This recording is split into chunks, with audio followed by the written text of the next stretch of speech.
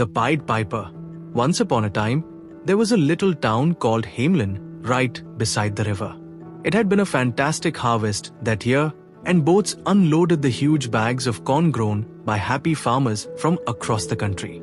But where there's corn, there are rats. The people of Hamelin were very sad because the rats started to eat anything they could get their greedy, pointed little teeth into. They even nibbled furniture. One actually ate an old man's smelly socks that he'd left on the floor. The rats weren't frightened of people.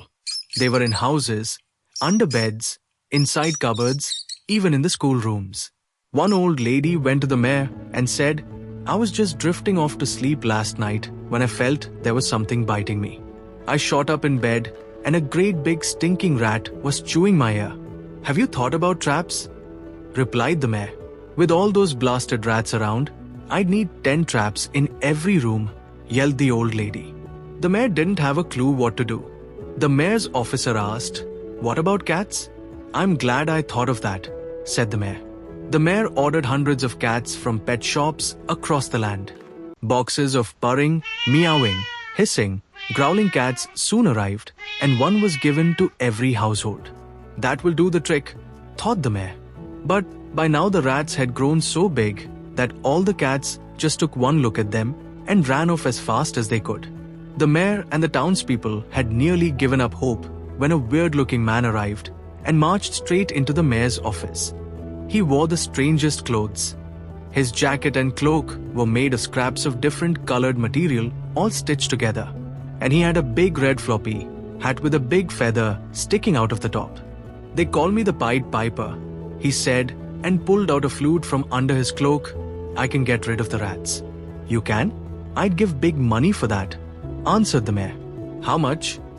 asked the Pied Piper. 100 pieces of gold," answered the mayor. "Make it 200 and you've got a deal." They shook hands and the Pied Piper said, "Come to the town square down by the river at 10 o'clock tonight and you will see what you will see." The mayor and his officer waited at the town square at 5 to 10. Just then they heard a strange and beautiful tune that got nearer and nearer. It was the Pied Piper playing his flute. The mayor and his officer were astonished to see that behind him were thousands of hypnotized-looking rats.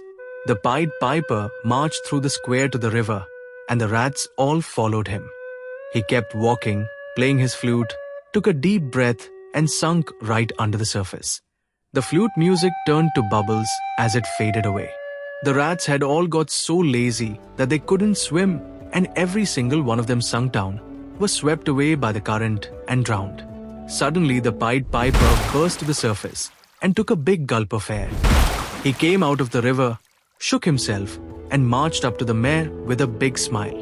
200 pieces of gold, please," he said. "I'm not sure that what you did was worth such a large sum of money. It only took you a few minutes, after all," said the mayor. "A deal's a deal," said the Pied Piper. "Come back, same time, same place, tomorrow night." The mayor thought he was very clever for having got rid of all the rats without having to spend any money. Next night, the mayor and his officer waited as they had done before. There was no sign of the piper. Then they heard the strange music again. The Pied Piper appeared, and they were shocked to see that this time he led a big group of all the children in the town, all in their pajamas, looking just as hypnotized as the rats had been. The Pied Piper marched closer to the river, still playing his magical music, and soon some of the children were up to their knees in the water. The mayor raced up and yelled, "Stop! Stop! I was only joking. Of course you shall have your 200 pieces of gold." The Pied Piper suddenly stopped, and the music came to an end. Immediately, the children woke up, and with lots of splashes and splashes, cries and shouts, they raced back to their homes. "Oh, thank heavens for that," gasped the mayor. "You'd better come with me." In the mayor's offices, the officer unlocked a big metal box and opened the lid. Inside gleamed all the gold. "I broke my promise and I'm very sorry," said the mayor. "How much do I owe you?"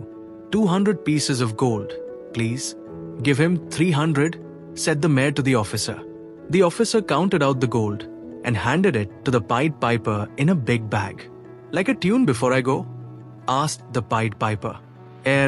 No, thank you, that won't be necessary, quickly answered the mayor. The Pied Piper strolled off with a big smile on his face. I've learnt my lesson, said the mayor, and now I know how important it is to always keep your promises. Moral of the story: keep our promises. Children should follow through on their promises, no matter how big or small.